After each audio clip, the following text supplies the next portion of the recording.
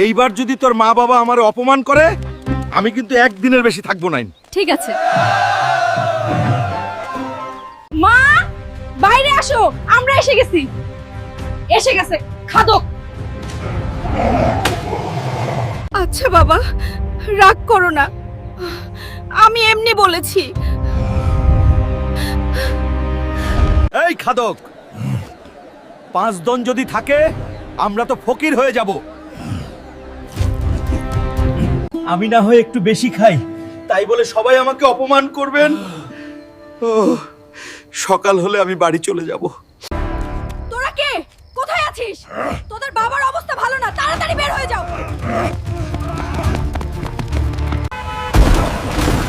Doctor, nurse, আপনারা কে কোথায় আছেন? আসুন, জলদি আসুন। আপনার স্বামীকে বাঁচাতে হলে অপারেশন করাতে হবে এবং 5 লাখ টাকা লাগবে। বাবা, তোমার বাবার অপারেশনের জন্য 5 লাখ টাকা লাগবে। না, আমার কাছে এখন টাকা নেই, আমি পারবো না। মা হাসপাতালে টাকা পরিশোধ করে দিয়েছে। বাবা, তুমি যে উপকার করলে, আমার নিজের ছেলেও তা করলো না। চাচা, অনেক কষ্টের পর একটা বিয়া ঠিক হলো। সবাই আমার জন্য দোয়া করবেন। নাতির জামাই, এসো। ওখানে গিয়ে বসো। নানি, সাদিয়া বিয়ের আসর থেকে ভাগছে।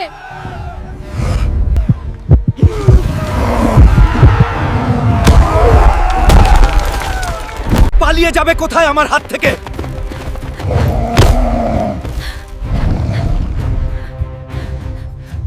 আমাকে তোমার পছন্দ না, আমাকে বললেই তো পারতে।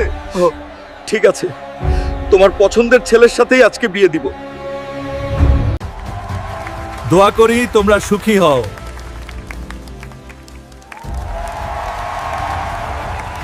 আজকে থেকে যে চাঁদা দেবে না তাকে এই শহরে থাকতে দেব না। এই শহর এক সময় ছিল শান্তির নাম, এখন ভয় আর আতঙ্কের রাজত্ব। যে দাঁড়াবে সামনে তাকেই পিষে ফেলবো। কিন্তু এবার অন্য কেউ কথা বলবে, সে হলো হাল্ক। আমি এসে গেছি, আর কোনো দুশ্চিন্তা নেই, আমি আছি তোমাদের সাথে। মারো।